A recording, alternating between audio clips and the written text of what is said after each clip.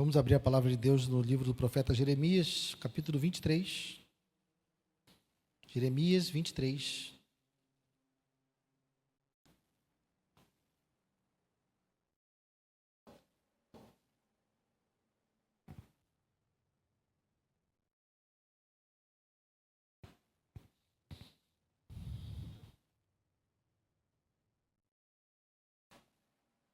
Jeremias, capítulo 23, vamos ler do verso 1 ao 8.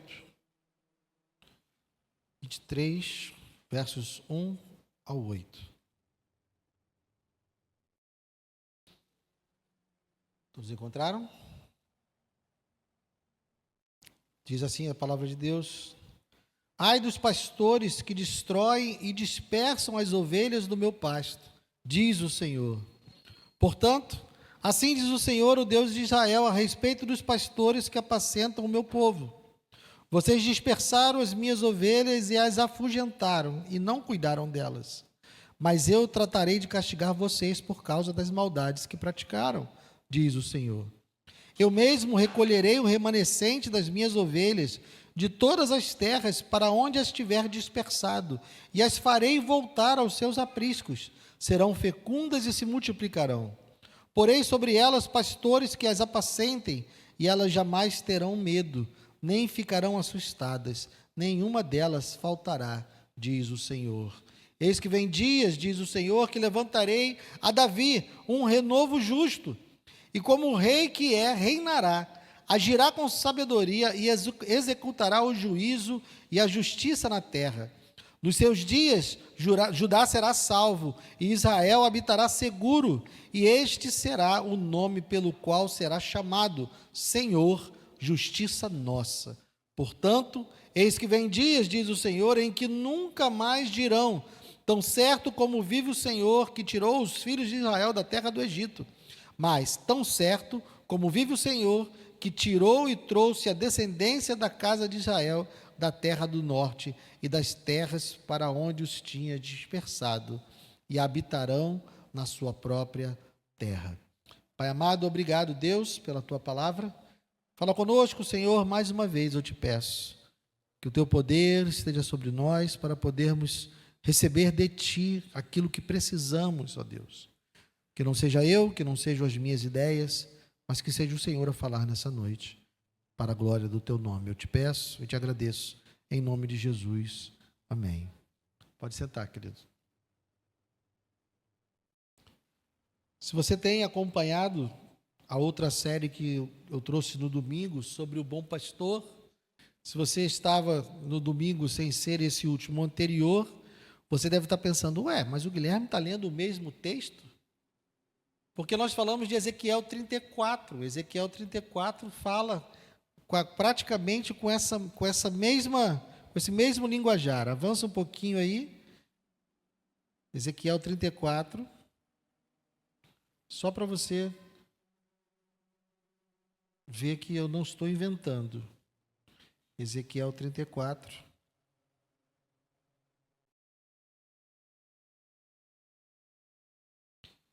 Vamos ler só o verso 2. Filho do homem, profetize contra os pastores de Israel, e profetize e diga-lhes: assim diz o Senhor Deus, ai dos pastores de Israel, que apacentam a si mesmo.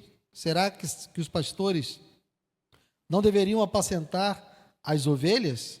Então veja que o ai dos pastores está aqui também. Começa assim o texto de hoje. Ai dos pastores que destroem e dispersam as ovelhas do meu pasto. Não é coincidência. É porque esses dois profetas estão profetizando no mesmo momento. Se você fez já o curso do Panorama Bíblico, e se não fez, recomendo que faça, você sabe que Jeremias e Ezequiel, em algum momento, eles vão se profetizar no mesmo período. Jeremias tem um ministério muito mais extenso do que de Ezequiel, mas nesse momento Ezequiel está lá em Babilônia e Jeremias fica em Jerusalém depois da primeira e da segunda deportação. Então, Não é coincidência que a mensagem dos dois seja a mesma. É porque Deus é o mesmo Deus que está falando com um e com o outro. E está condenando a liderança de Israel por conta da sua má condução, por conta da maneira como eles conduziram o rebanho, da maneira como eles conduziram a nação. Então Deus está aqui falando contra os reis, contra os anciãos e contra os sacerdotes de Judá, porque eles não foram fiéis. Eles estavam sendo maus pastores e estavam governando em proveito próprio. Então Deus traz essa palavra contra eles, demonstrando que a responsabilidade que Deus havia dado a eles era grande, era tamanha, mas eles negligenciaram isso e não cuidaram bem do seu povo. Então aqui nos versos 1 e 2, nós temos registrado o fracasso desses pastores humanos, né? Ai dos pastores que destroem e dispersam as ovelhas do meu pasto, diz o Senhor. Portanto, assim diz o Senhor Deus de Israel, a respeito dos pastores que apacentam o meu povo: vocês dispersaram as ovelhas e as afugentaram, não cuidaram delas, mas eu tratarei de castigar vocês por causa das maldades que praticaram, diz o Senhor. Eles fugiram dos seus deveres, eles se desviaram daquilo que Deus mandou que eles fizessem. Imagina que você sai de casa para trabalhar e deixa uma babá cuidando do seu bebezinho. E quando você volta em casa, o seu bebê está completamente abandonado, com fome, sem banho, machucado, porque aquela que deveria cuidar do seu bebê não fez absolutamente nada. Esse sentimento que você está tendo agora é o sentimento que Deus estava tendo em relação aos seus pastores. Porque eles deveriam ter guiado o povo, eles deveriam ter ensinado o povo, mas eles somente quiseram se locupletar, eles só quiseram enriquecer, eles só quiseram usar o rebanho de Deus para o seu proveito próprio. Foi isso que eles fizeram.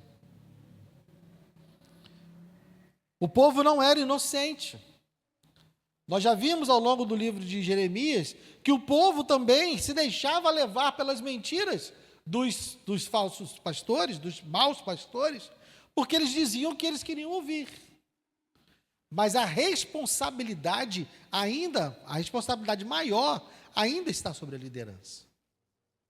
E nós, mais uma vez eu repito, nós temos o dever de discernir a liderança fiel. Qual é o parâmetro para que a igreja conheça um pastor fiel? O parâmetro é a palavra de Deus. Não é o carisma, não é a beleza, não é o quanto ele abraça, o quanto ele fala. É ótimo nós termos pessoas simpáticas, pessoas que nos visitam, pessoas que vêm até nós. Isso é ótimo termos pessoas agradáveis. Mas não é isso que define uma boa liderança. Não é isso que define um bom pastor. O que define um bom pastor é o quanto ele é fiel à palavra de Deus. Se você tem um pastor que é fiel à palavra de Deus, mas não sorri muito, fique grato porque ele é fiel à palavra de Deus. Ele não é tão simpático, ele não é tão maneiro, não é tão bonito, não fala tão bem. Mas se ele é fiel à palavra de Deus, é esse pastor que você precisa ter. Porque existem muitas pessoas que falam bem, existem muitas pessoas que são muito simpáticas, muitas pessoas que são muito eloquentes, mas estão por aí garimpando as ovelhas, estão aí tosquiando as ovelhas, levando delas o que elas têm de melhor e as deixando na pior situação possível. Então, nós, como povo de Deus, como rebanho de Deus, nós precisamos ser guiados pela palavra de Deus. Então, um bom pastor é aquele que é fiel à palavra de Deus. E como é que eu vou saber que ele é fiel à palavra de Deus? Eu preciso conhecer a palavra de Deus. Porque se nós não conhecermos a palavra de Deus, se você não dominar o conhecimento da palavra de Deus, e não estou dizendo que você precisa ser um profundo teólogo que conheça grego e hebraico, não. Aquilo que é muito importante da palavra de Deus é fácil de detectar. Está na superfície dos ensinamentos. É claro que se a gente se aprofundar, tem muita coisa que a gente pode se aprofundar e se aprofundar.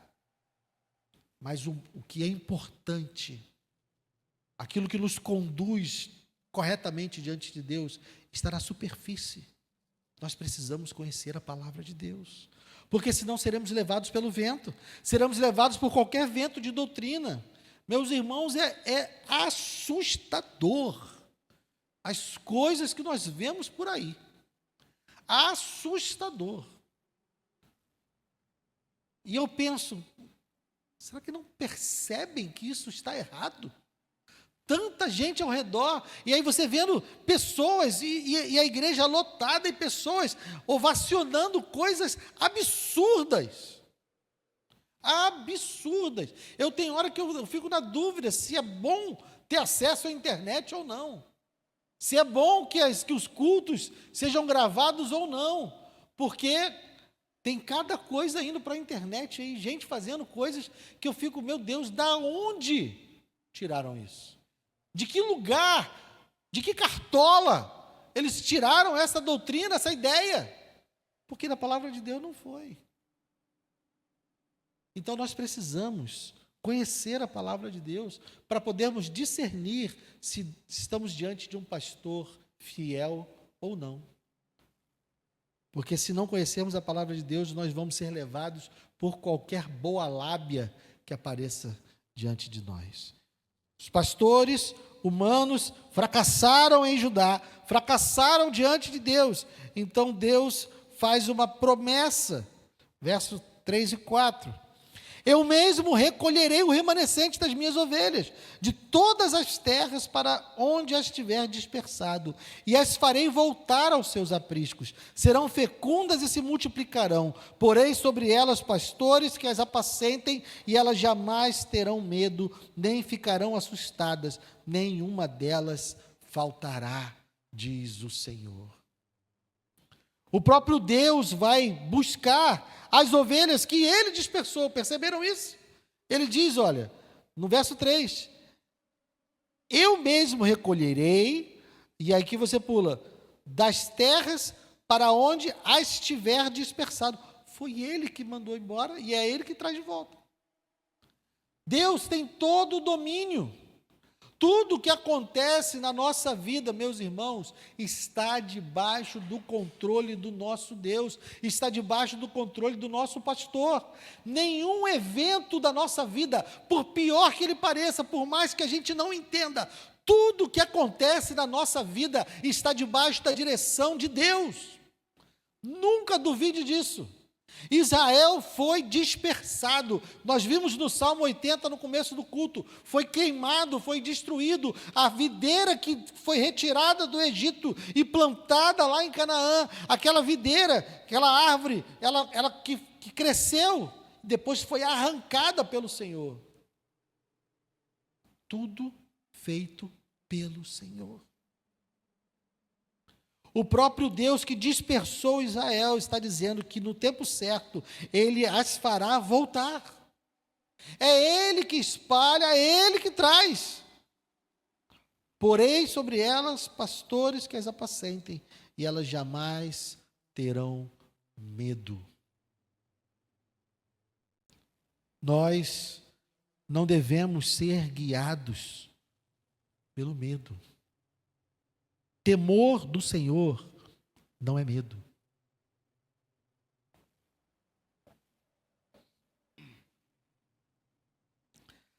Saiba, meu irmão e minha irmã, se um dia você teve medo de algum líder, se algum dia você teve medo de alguém que se colocou como liderança sobre você, saiba que isso é errado. Você não pode ter medo. Ninguém pode liderar infringindo medo, aterrorizando pessoas com palavras, com maldições. Um bom pastor, ele não traz medo. Um bom pastor traz segurança para as ovelhas. Não é que ele não precise repreender, não é que ele não precise corrigir, mas a correção e a repreensão do Senhor não geram medo. A correção do Senhor gera louvor, gera arrependimento. Não é para vivermos assustados e atemorizados. A ação de Deus é para nos trazer consolo e nos levar para os lugares corretos. Deus é fiel para cuidar de nós. Os pastores falham, os seres humanos vão falhar, e é por isso, meu irmão e minha irmã, nós não devemos colocar a nossa vida na mão de ser humano algum. Já falei isso nessa igreja. Os pastores que aqui estão não são donos de ninguém. Nós somos ovelhas, como vocês, ovelhas do bom pastor. Só que dentro da casa de Deus, alguns vão fazer uma coisa, outros vão fazer outra. Alguns têm o dom para realizar tal tarefa, outros recebem o dom para realizar outra tarefa. Mas entre nós não há nenhuma diferença. Todos nós somos ovelhas do bom pastor. É Ele, é nele que nós devemos confiar. Há pessoas que idolatram pastores humanos, que entregam a sua confiança total a pastores humanos. Nós somos seres humanos, todo pastor é humano e ele vai falhar. Meu irmão e minha irmã, se você ficar comigo e me conhecer o suficiente e andar comigo por tempo suficiente, eu vou magoar você de alguma forma. Eu vou errar com você de alguma forma. Se eu não errei ainda, é porque a gente não se aproximou o suficiente. Se eu não te chateei ainda, é porque você ainda não me conhece o suficiente. Porque nós somos seres humanos falhos. Somos seres humanos caídos, estamos todos na mesma luta. As lutas que você tem, eu tenho, o pastor Gilson tem, todos nós temos dificuldades, lutas, dores, sofrimentos, pecados, todos nós. Então nunca submeta a sua vida a nenhum ser humano, como nós devemos nos submeter a Deus. É claro que nós precisamos confiar na direção, no papel que foi dado a cada um. Se Deus colocou pastores nessa igreja, é porque Ele deu dons, Ele distribuiu dons, e não é confiando em mim ou no pastor Gilson, mas é confiando no grande pastor. Para que eu possa, ou o pastor Gilson possa, trazer a palavra correta que você está precisando no momento da angústia que você está vivendo. Mas sempre pautado na palavra de Deus. Sempre. Como eu disse, o critério de um pastor fiel é se ele é fiel à palavra. Se os conselhos que eu estou te dando estão na palavra, estão de acordo com a palavra. Porque senão não adianta. É tudo pautado pela palavra. Então aqui, meus irmãos, Deus está dizendo aqui, através de Jeremias, Ele está dizendo que vai juntar as ovelhas que estão dispersas, porque nesse momento tem ovelhas lá em Babilônia. Como eu falei, Ezequiel está em Babilônia. Tem ovelhas lá em Babilônia. Ele está dizendo, olha, eu vou reunir todas as minhas ovelhas. Eu vou trazê-las de volta. Porque Deus é fiel. Mesmo separados, por rios, cidades, muros, alguns em Judá, alguns em Babilônia, em outros lugares, Deus permanece presente, reunindo o seu povo. Não existe distâncias, não existe nada que impeça o nosso Deus de cumprir as suas promessas. Ele está dizendo isso. O cativeiro babilônico tinha data para terminar. Mas eles precisavam passar por aquilo. Então, a primeira promessa que Deus faz aqui é de quê? Reunir o seu rebanho. Por isso que o nome dessa série, não sei se você já viu lá no YouTube, o nome dessa série é Entre Lágrimas e Promessas. Porque se chora muito no livro de Jeremias. Há muita dor, há muito sofrimento por conta do pecado no livro de Jeremias, mas também há muitas promessas de Deus, porque Deus redime do pecado. Então a primeira promessa que ele faz é que ele mesmo vai reunir as suas ovelhas, onde quer que elas estejam. E agora ele faz a promessa mais importante, versos 5 e 6. Eis que vem dias, diz o Senhor, em que levantarei a Davi um renovo justo, e como o rei que é, reinará, agirá com sabedoria e executará o juízo e a justiça na terra. Nos seus dias Judá será salvo, e Israel habitará seguro, e este será o nome pelo qual será chamado Senhor, Justiça Nossa. Mais uma vez, um texto muito parecido com o que nós vimos em Ezequiel 34. A mesma promessa de trazer a Davi. E é claro que não é Davi.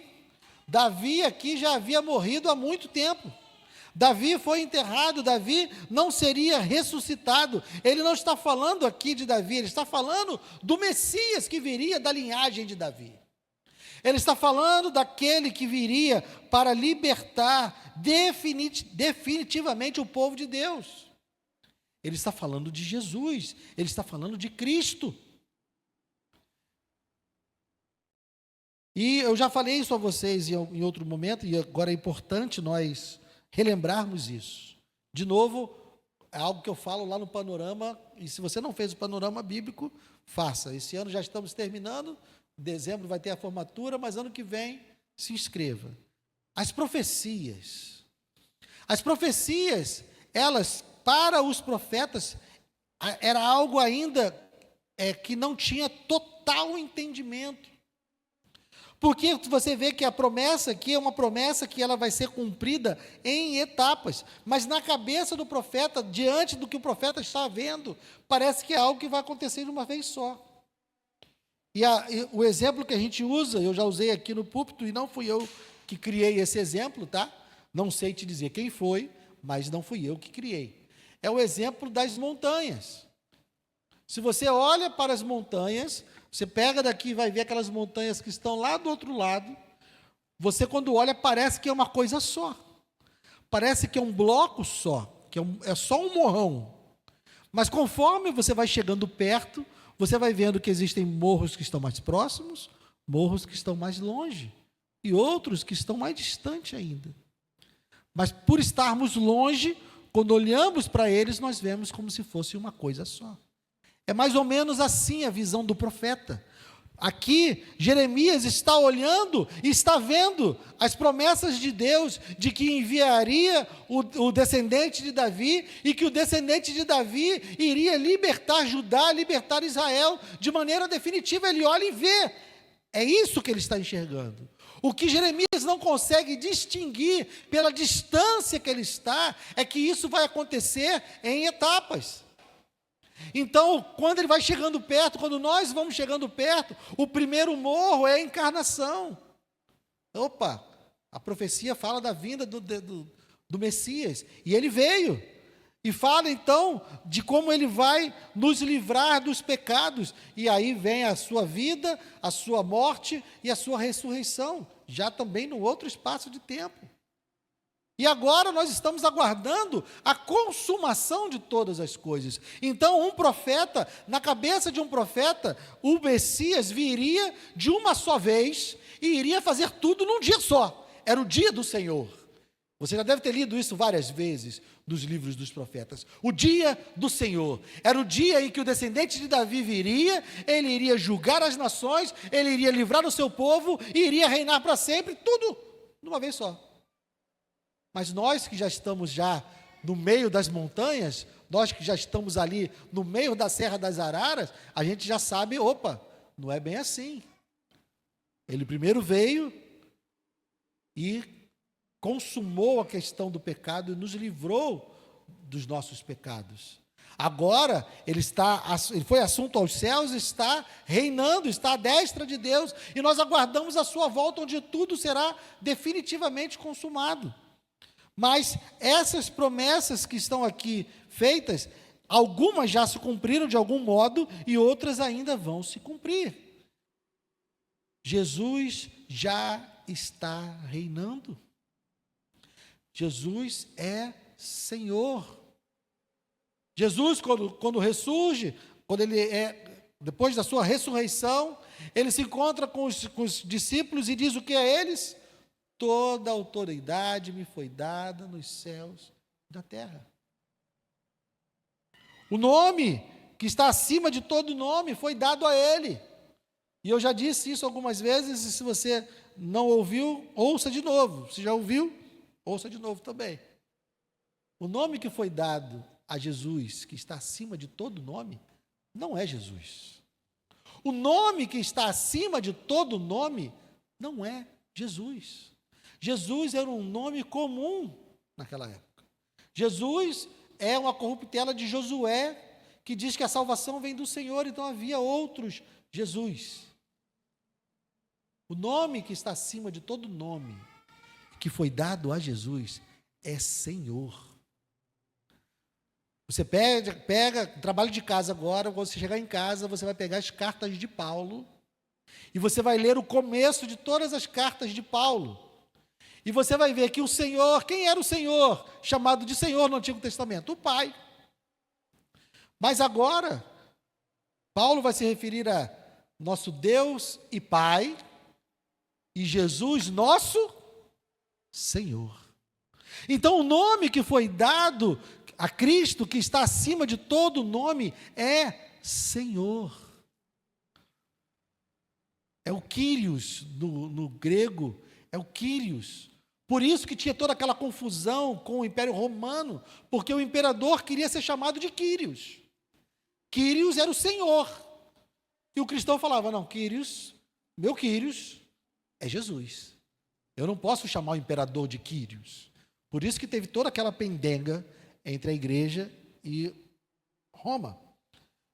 Então, meu irmão, minha irmã, Jesus já está reinando.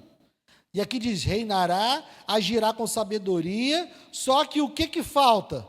E executará o juízo e a justiça na terra. Essa parte nós ainda estamos aguardando. Jesus veio salvar, e depois ele virá julgar. A primeira vinda de Cristo foi para que ele viesse prover a nossa salvação. E agora, até a sua segunda vinda, nós estamos proclamando essa salvação. Mas haverá o dia em que ele virá e executará o juízo e a justiça na terra. Montanhas e montanhas e montanhas. Nós, aqui Jeremias estava vendo as montanhas de longe. Nós já passamos por algumas das montanhas. Tem algumas montanhas que estão à nossa frente e algumas montanhas que já ficaram para trás, para nós. Já se cumpriram. Então, meu irmão e minha irmã, Jesus, o prometido, o renovo de Davi, ele já veio. Mas nós ainda aguardamos o cumprimento pleno dessas promessas, o cumprimento total dessas promessas. Mas, de novo, ele é Senhor, ele reina, ele governa, da mesma forma que o Senhor foi que dispersou e que traria de volta as ovelhas, o mesmo Deus que dispersou e ele traria de volta as ovelhas, com todo o poder, com todo o domínio. Jesus também é o Senhor que tem todo o poder e todo o domínio. Ele é o Senhor dos senhores. Não há nenhuma vontade que se oponha a dele. Não há ninguém que possa fazer algo que Jesus não queira. Ninguém se move, nada se move no universo sem que a vontade de Deus se estabeleça. Todos aqueles que tentam ir contra a vontade de Deus estão simplesmente fazendo a vontade de Deus contra a sua vontade. Deve ser muito ruim ser o diabo, gente. Não sei se vocês já pensaram nisso, eu tenho imaginação fértil, né? Eu já falei isso para vocês. Eu fico imaginando o diabo tentando fazer um monte de coisa e no final, quando ele vê o resultado, nunca é o que ele queria. Faz vários planos, né? Agora me permitam. Quem já viu aquele desenho do Papaléguas? É do meu tempo, né? O desenho do Papaléguas, né?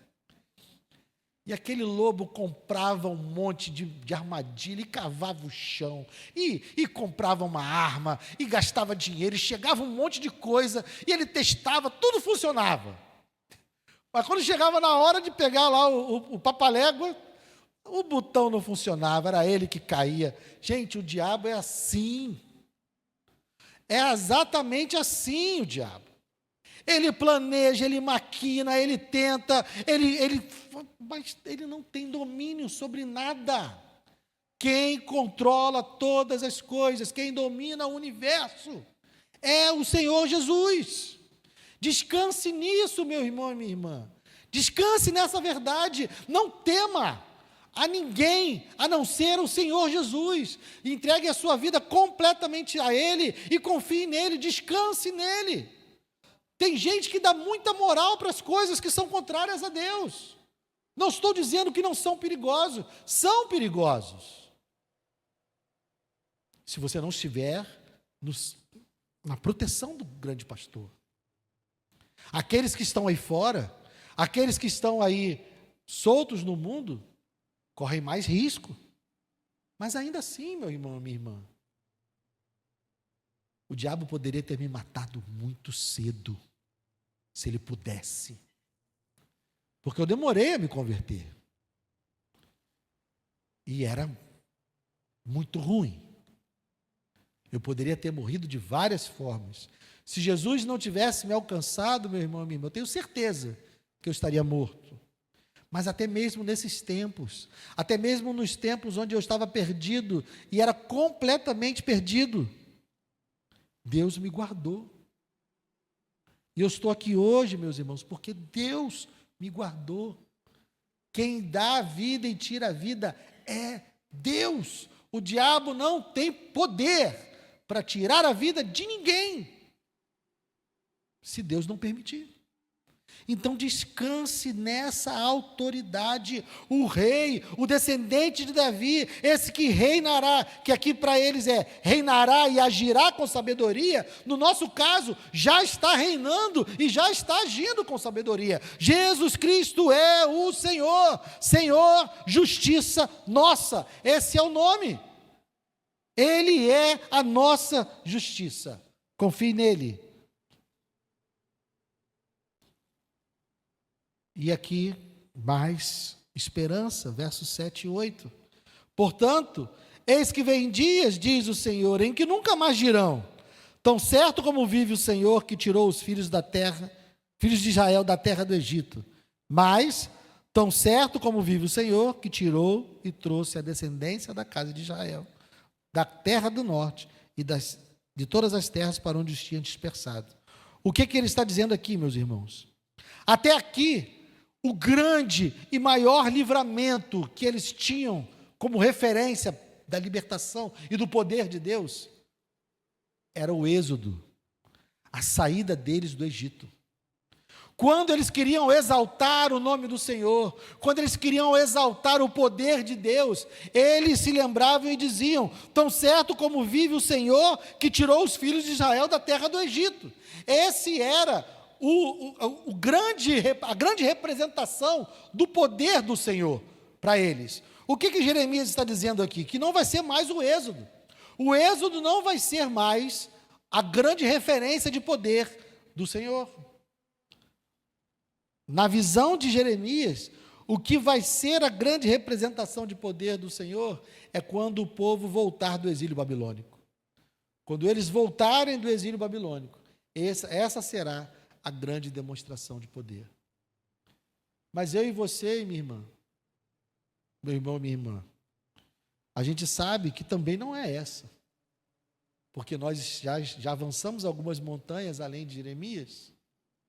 A grande e maior demonstração de poder do nosso Deus é resgatar eu e você do inferno. É resgatar a mim e a você da dívida do nosso pecado. Esse é o maior êxodo. Maior do que tirar o povo do Egito e trazer para a terra prometida, maior do que tirar o povo de Babilônia e trazer de volta para a sua terra. Deus está conduzindo homens e mulheres pecadores que deveriam ir para o inferno. Deus está conduzindo um rebanho de homens e mulheres pecadores para o céu, para a Nova Jerusalém. Esse é o maior êxodo, essa é a maior vitória, essa é a maior demonstração de poder de Deus. Ele está nos levando para a Nova Jerusalém. Nossa comemoração vai ser muito maior do que a comemoração de Israel quando colocou lá as suas bases em Canaã. A nossa comemoração vai ser muito maior do que quando eles voltaram e reconstruíram os muros e o templo lá em Neemias. A nossa comemoração vai ser daqueles que abandonaram esse mundo e tiveram seu corpo glorificado, e nós viveremos numa terra sem pecado. Gente, a gente não sabe o que é viver uma terra sem pecado. Porque nós vivemos num mundo tão enterrado em pecado que nós não conseguimos imaginar, nem olhos viram, nem ouvidos ouviram aquilo que o Senhor preparou para nós. Não porque seja algo muito diferente. E aí alguns vão discordar de mim, mas eu digo, meu irmão, minha irmã, a vida na Nova Jerusalém não é uma vida muito diferente da vida que nós temos aqui. Nós vamos trabalhar no céu, tá? Porque o trabalho foi inventado antes da queda, você se lembra disso? Deus deu ao homem a tarefa de cuidar da terra antes do homem cair. Então o trabalho não é uma consequência do pecado. E tem gente que fica chateada comigo quando eu falo isso. Poxa, eu já estou aposentado, vou voltar a trabalhar. Eu também estou aposentado, eu também vou voltar a trabalhar. Mas trabalhar num mundo sem pecado, trabalhar num mundo onde todos estão trabalhando para o bem de todos. Nós não estaremos mais trabalhando para enriquecer o nosso patrão. Nós vamos estar trabalhando para melhorar a vida do nosso irmão. Percebem a diferença? Nós não conseguimos imaginar o que é viver num mundo onde todos estão trabalhando para o bem de todos. Porque não é essa a realidade que nós vivemos. Mas quando nós estivermos na Nova Jerusalém, na Jerusalém que vai descer do céu, nós vamos viver uma vida completamente em harmonia. Nós não teremos medo, nós não teremos dores, ninguém vai ferir ninguém, ninguém vai defraudar ninguém, ninguém vai difamar ninguém. Nós viveremos numa total harmonia. Da mesma forma que Pai, Filho e Espírito Santo vivem em total harmonia entre eles, nós viveremos em total harmonia entre nós e com Ele. Nós não conseguimos imaginar o que é isso. Mas um outro dever de casa para você. Quando você chegar em casa hoje, fique imaginando como será o céu. Você já parou para fazer isso? No meio de tantas dores, no meio de um mundo tão perverso, separe alguns minutos para imaginar o que seria um mundo sem pecado. Meu irmão e minha irmã, isso vai encher o seu coração de esperança. Isso vai encher o seu coração de alegria, sabendo que a nossa leve e momentânea tribulação não se compara com a glória do porvir. E tudo isso vai acontecer, porque aquele que já cumpriu todas essas etapas, vai cumprir as etapas que faltam. Jeremias está falando essas coisas e não viu nenhuma das montanhas passar. Nós já vimos algumas das montanhas passarem. Nós sabemos que agora só tem algumas à frente. E nós vamos vê-las todas cumpridas. Todas as promessas do Senhor vão se cumprir. Descanse nisso, meu irmão e minha irmã. Quando chegar em casa hoje, pense no céu. Pense no trabalho sem pecado, no mundo sem pecado. Pense nos relacionamentos, todas as dores que você já sentiu, todo o sofrimento que você já passou, todas as vezes que alguém magoou você, isso não vai existir. porque Deus estará sim cuidando de nós. E o final da frase do verso 8, né? E habitarão na sua própria terra. Nós vamos habitar na nossa própria terra, no novo céus e na nova terra. Amém? Vamos ficar de pé?